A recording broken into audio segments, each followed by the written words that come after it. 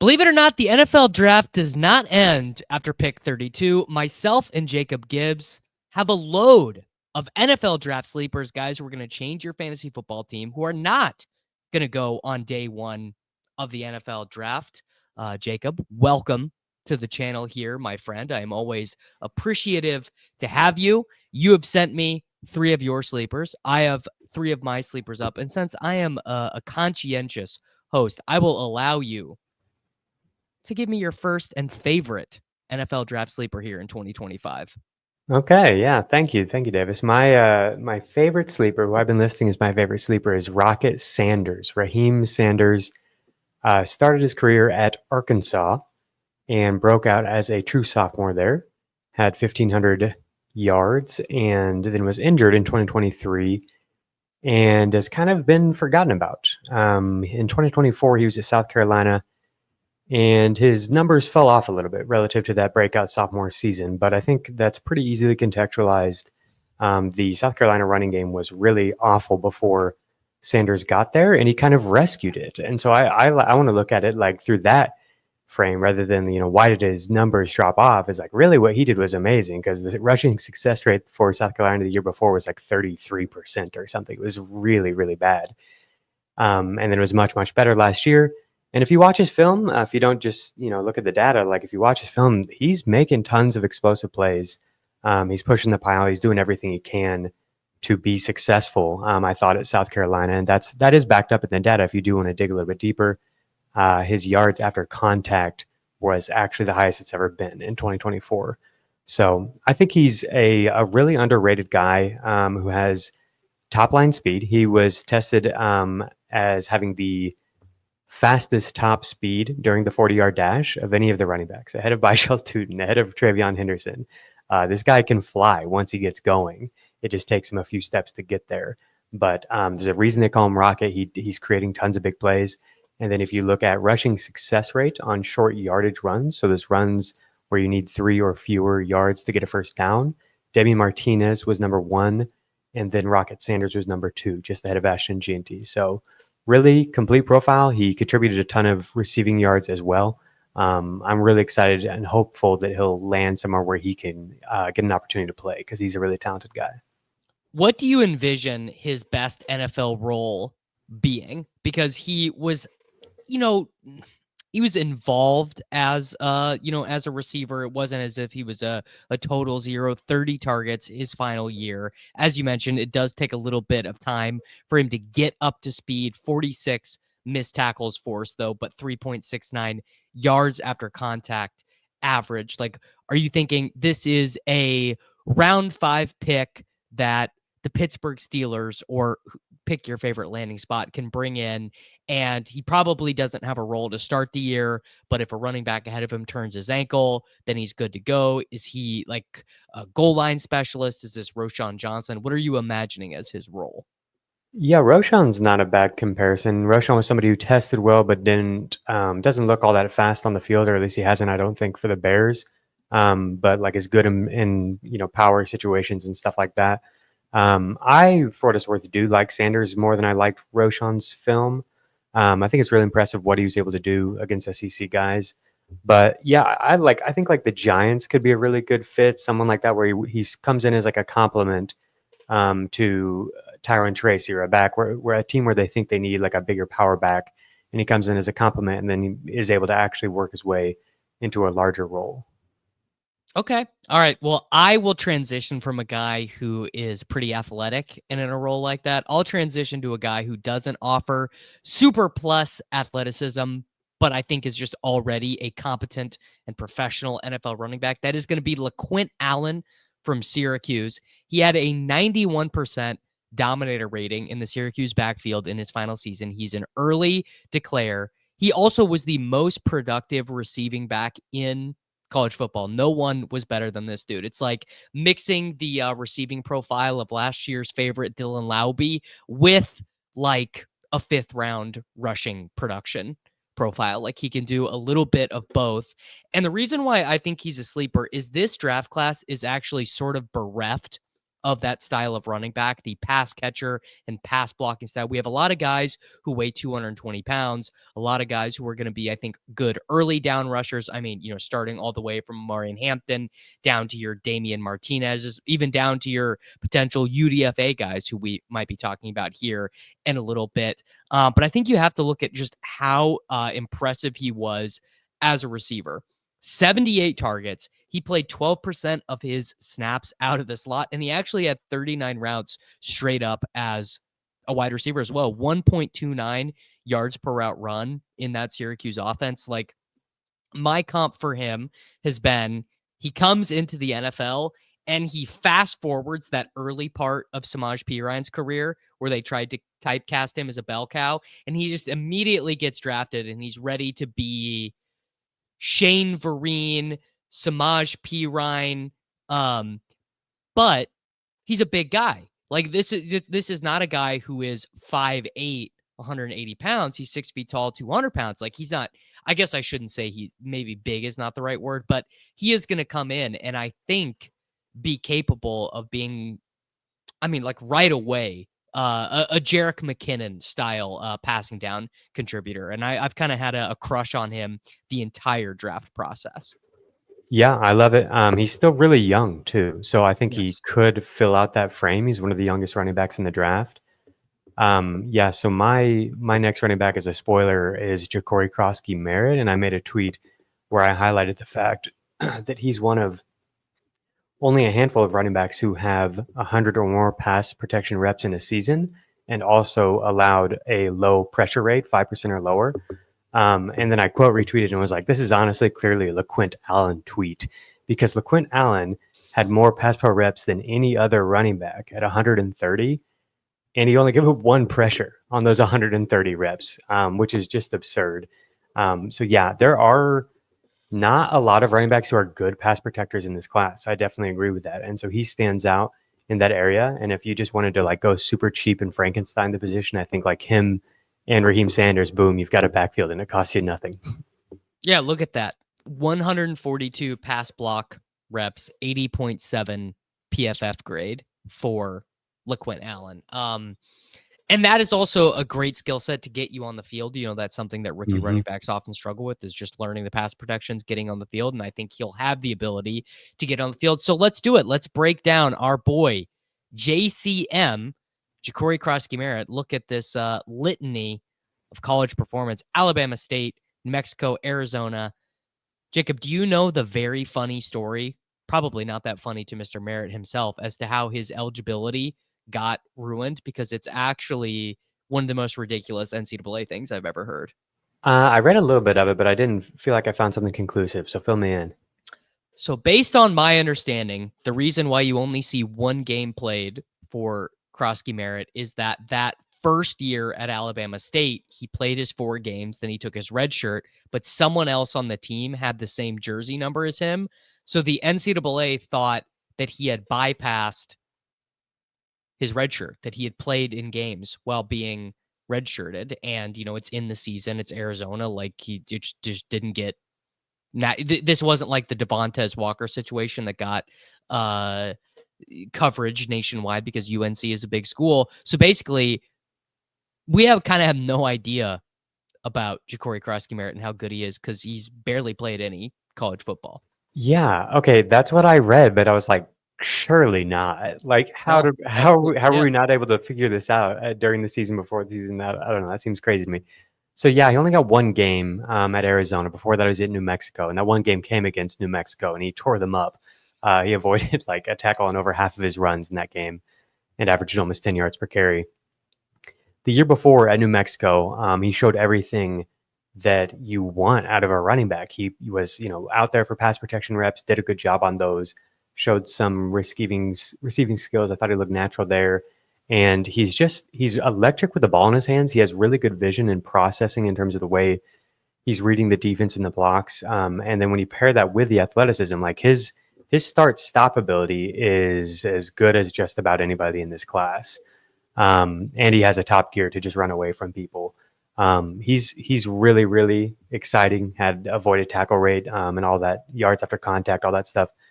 near the top of the class. All of his rushing efficiency rates were incredible. And that was just including his 23 and 24 data because I didn't want to use the smaller school stuff. He's old, so I don't know where he'll go, but I think given that he showed out of the Shrine Bowl and he does have all the athletic testing, that there's a chance that he might go in round 4 or 5, which would be extremely exciting. If it's later, then, you're just kind of wish casting for him to get a spot. But I think if he gets a chance, he's going to play well. So he was like a legitimate 0-star recruit, got no offers, then finally got an offer from FCS Alabama State. And he just like started out really slow there. And it just ended up being he just had a weird college career with the eligibility concerns, like FCS, COVID, all this stuff messed with him. And the guy I've been comparing him to in my head is Raheim Mostert, who also had a very weird college career. Raheim Mostert ran track. That was his primary activity at Purdue. These are Raheim Mostert's collegiate stats: 136 total rushes, 759 total yards, 6 touchdowns, 881 yards total. Now he was an unbelievable kick and punt returner, which was kind of his calling card, which led to him, hanging around on the 49ers practice squad forever. But I just kind of get the feeling, and a lot of the ball knowers, the tape watchers, Mike Renner has him as his running back 7 of the class. And anytime I hear the drumbeat on a guy like that who had a weird college career, I'm just kind of inclined to go with it. Now, I've got another guy that might not feel like a sleeper to people who are big into college football, but I think that Jalen Milroe should be viewed as a legitimate sleeper. I think that there's this sense that, oh, dude, I mean, he's a terrible quarterback. He's so inaccurate. He's so bad. All he does is turn the ball over. So the first thing is I think the career of Jalen Hurts and then the way the NFL drafted Anthony Richardson should tell us that tools are insanely important at the quarterback position. And it's actually always been that way, but the way we think about tools has changed. What we used to think about tools is we used to think about Brock Osweiler, right? Really tall, can throw the ball out of the stadium, right? And those are the only tools you need. But now that NFL teams are wanting to run the ball way more often, defensive backs and linebackers are getting a little bit smaller. You want to punish them. You want to be able to do multiple looks with the same offense. Milroe was actually pretty good at pressure to sack. A little bit better than I even expected, given how often it felt like he got sacked at college, right? And he got better. So in 2023, his pressure to sack was 31.9%, but then his pressure to sack in 2024 was 18.5%. So I like to see that progression. And he was also like, we talk a lot about running quarterbacks. I have not seen a running quarterback like what Milroe can do since Lamar. I think he'll come to the league and be a better runner than Jaden Daniels right away. So Jalen Milroe, I think if any team can get him in the second, if Cleveland can get him in the second, if any of these teams can get him in the second, he's a huge, huge sleeper. Also for our fantasy football teams, of course. Yeah, I think it's fair to put him in that range when it comes to running quarterbacks. The testing, the athleticism shows it. The film clearly shows it. The data shows it as well. Yeah, it wouldn't surprise me at all if he ends up being the most valuable fantasy quarterback from this draft. Obviously, it's going to take a team giving him a chance. But there's some rumblings that he could go higher than originally expected. And so, yeah, if he ends up in a situation where he gets to play, then, I mean, would you take him like in round 1 of dynasty drafts? Like, I think that's totally fair in super flex leagues. Like, if it feels like he could get on the field, say he goes to Pittsburgh or something like that. Absolutely. I Yeah. mean, his weirdly enough, he was one of those guys who did the hand thing. He got his hands up to 9.5 inches at his pro day. He did like the hand lengthening thing. And he ran a 4.4 at 216 pounds. I mean, this dude is like, are there huge issues and holes with his passing? Absolutely. Like no doubt about it. Look at some of these passing grades: 40.9 against Michigan, 43.9 against Tennessee. The game that I really think of is his numbers actually look okay against Oklahoma, but he was just so lost in that game. Just looked like he had no clue how to drag his team out there. But if this guy starts, I mean, I would maybe even, I'd say the modern comp is Fields, where Fields is so far away from figuring it out as a passer in the NFL. But when his teams have consistently given him a run of games, he's just been awesome for fantasy. And maybe Milroe wouldn't have the same ceiling as Fields as a passer, because Fields actually has a pretty nice deep ball. But I feel fairly confident that Milroe is going to be a fantasy asset that we like really want to be invested in dynasty and in redraft and best ball, all that stuff. Yeah, I think his deep ball is just as good, if not better, than Fields, and I think he reads the field better than Fields does right now. I mean, no one wants to hear it, but I get a lot of pushback in these videos and in streams and stuff talking about Milroe, because the anti Milroe people are loud. They can't believe he's been invited to the opening night of the NFL draft. But I think he is better than people are letting on. The third guy you have is also a favorite of mine. So let's do Mr. Gunnar Helm. Cool. Yeah, glad to meet another Gunnar Helm guy. I haven't run into hardly any, but he seems like he's just completely overlooked here, and it's a deep tight end class, so I guess I get it. I think it's mostly because of his athletic testing. But he, I believe, did that testing on an injured ankle. Is that right? I mean, he had a false start on his 40, his very first drill the whole weekend. He rolled his ankle horribly, just destroyed his ankle. I can even pull up a picture of it. But then he did the rest of the drills. He was like, you know what? Crazy. You only live life once. You only get a chance to do the NFL Combine once. This right here, close your eyes if you don't want to see anything gross. Gunnar Helm did all of his drills on this. He posted this on Instagram. So his 4.8640, he ran it with his ankle looking like that. So he did all his drills with the super gnarly messed up ankle. That's trauma, man. I've had so many ankle injuries. Yeah, that doesn't surprise me. So all I know is like the film and the data on these guys. I kind of am behind on narratives and stuff like this sometimes. But I watched him like complete games of his, and like he just has this attitude about him. He's just like got this alpha thing going on. So it doesn't surprise me that would happen, and then he would just do it anyway, do all the testing anyway. That's hilarious. Yeah, Gunnar Helm. I mean, this guy led Texas in receptions last year. He was second on the team in receiving behind only Matthew Golden. So, like, by comparison to some of the other tight end prospects, his data only looks like fine. But I think it's really important to contextualize with one. I think Quinn Ewers is like legitimately like bad. Yes. I get so like I can barely make it through the Texas games when I'm trying to watch these prospects over the last few years. And then two, like legit NFL talent at receiver, multiple receivers each step of the way during Helm's career. Running backs that are NFL talents as well that also get thrown the ball. So for him to lead the team in receptions, I think is definitely noteworthy. And it's not a surprise at all. He is extremely dependable and trustworthy. So like he's the guy that Ewers is going to when the play breaks down. If he needs an important third down or red zone target, or just like throw a ball up and hope that somebody will go get it, it's Helm. And he did come down with it a lot. I couldn't. But if you search Jacob Gibbs and Gunnar Helm, you'll find a thread where I'm shocked at these catches that he's making. It's high points, it's finesse grabs. Like he's catching anything in his vicinity. Really think that he can come in and contribute in like the red zone for an NFL team right away, even if he's not a starting tight end. And really, I think he's probably behind the top two guys, like the most pro-ready tight end on the board.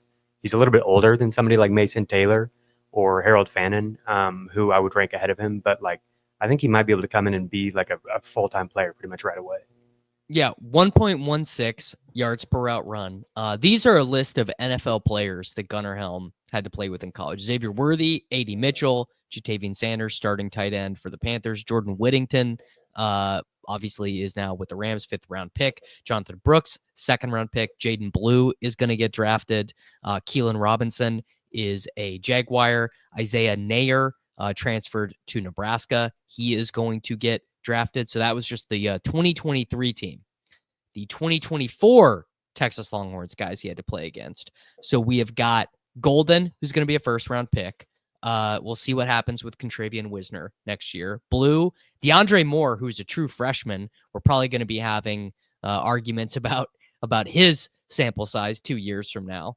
Bond, who probably without this domestic violence thing probably would have been a day 2 pick. Ryan Wingo, who is another true freshman. Silas Bolden, I suppose he doesn't count. Another interesting one is Amari Niblack, transferred from Alabama to Texas, thinking, oh, easy, I'm going to go be a starting tight end for the University of Texas. All I have is this guy Gunnar Helm here. Transfers from Bama to Texas, rides the pine all year, only has 5 receptions for the entire season because Gunnar Helm came out and said, no, this is my job. I'm ready to go. I'm a good tight end. And that is exactly what happened. I think that had Gunnar Helm done the athletic testing and not hurt his ankle, I would have him and did have him before that ahead of Elijah Arroyo, ahead of Mason Taylor, ahead of Harold Fannin Jr. In my dynasty rankings, in my big board rankings, all that stuff.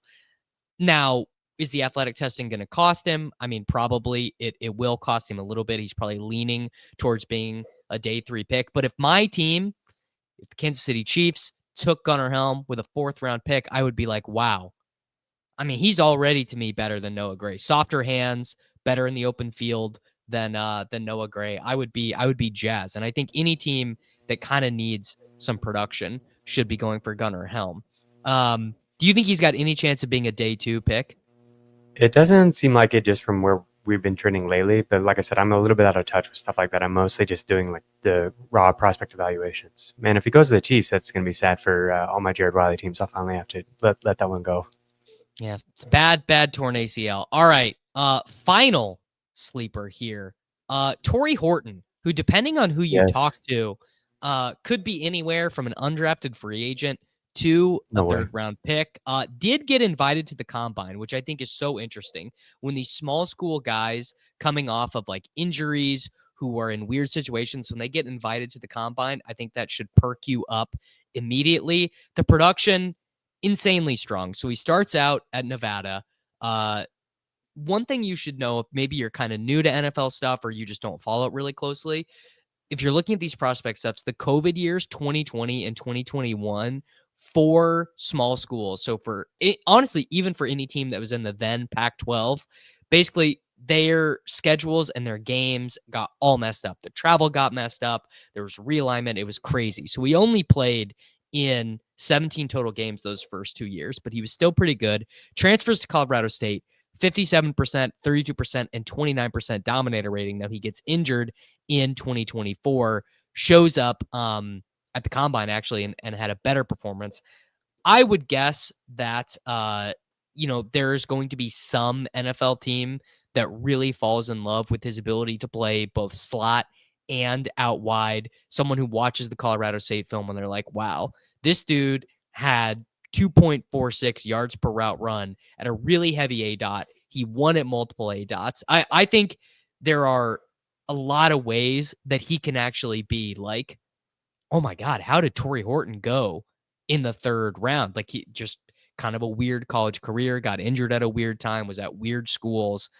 He's probably, not even probably, he's far and away my favorite wide receiver sleeper in this class. Yeah, man. I just actually got to his film last night for the first time. I'm a little bit behind on my wide receivers, and I was blown away. And then I read Matt's reception perception profile on him right before we get on the podcast, and I'm like, I'm so excited to talk about him because he is awesome. And a lot of people point towards just his 2023. He faced off versus Travis Hunter and everything, but like he played really well in 24. He didn't get to run a lot of routes, but his per route data was absolutely insane. Almost 4 yards per route run. Was targeted on over 40% of his routes in 24, and then he had that injury. But like he was on his way to putting up absolutely massive numbers. And then if you just do combine the 2 seasons, the only receivers who have a higher yard per route run between 23 and 24 is Trey Harris, Tez Johnson, Luther Burton, and Ted McMillan. So really, really exciting stuff for him. The athleticism is there, and then when you watch the film, it's clear as day. Like he's incredible against press. That was the main thing that Matt brought up, and that's a skill that translates really well from college to the pros. Yeah, it's it's kind of unbelievable. And what you see in his comp list is there are plenty of guys like this who have put up the big production at smaller schools, right? Guys who you remember, some guys you don't, right? Khalil Shakir, great example of how this works out. Des Fitzpatrick, bad example of how it cannot work out. Jarius Rice had a run. Marvin Jones obviously had a great run. Aldrick Robinson had a run. I call these non-power 5 wide receivers, they're really like a box of chocolates. You never know what you're gonna get. But for fantasy, for our purposes, I mean, I think it's pretty simple. If Tory Horton is a 3rd round pick, I think we should really take note. If he is a 7th round pick, I also think that we should definitely take note of that. So those are some real legitimate fantasy football sleepers. Jacob, why don't you tell people about the CBS Fantasy Sports newsletter, and we can send them on their way. Yeah, if you Google Jacob Gibbs FFT newsletter, that's Fantasy Football Today, you'll find it. And I'm currently sending it out 3 days a week, Monday, Wednesday, Friday. So right now I'm just getting you player profile updates for all of the meaningful positions. And then once the draft is over, I'll just be updating all of that when we have landing spots. So like for now, I don't try to predict landing spot at all. So it's just my pure evaluation where I have, Jacory Croskey-Merritt and Raheim Sanders and Taj Brooks ranked ahead of Caleb Johnson. And that, makes people's brains break a little bit. But that just, I want to give you an idea of who the players are, what I think of them from a talent perspective, and like how they might fit at the pro level. And then once we actually have the fits, I'll give you an update on like, okay, this is how he fits this run scheme based off of data and film and everything like that. Beautiful. Everyone, make sure to check out the Fantasy Football Today newsletter, like the video, subscribe to the channel, and I will be back with you guys soon for more fantasy football content. It's Short King Summer, dude. It just feels like no one in fantasy sports ever learns anything. Does he mistime it, or is Brock Bowers just a grown man? Brock Bowers is just a grown man. Dare I say, Rich, football might be back. In the words of Lane Johnson, this offense looks constipated. It's Short King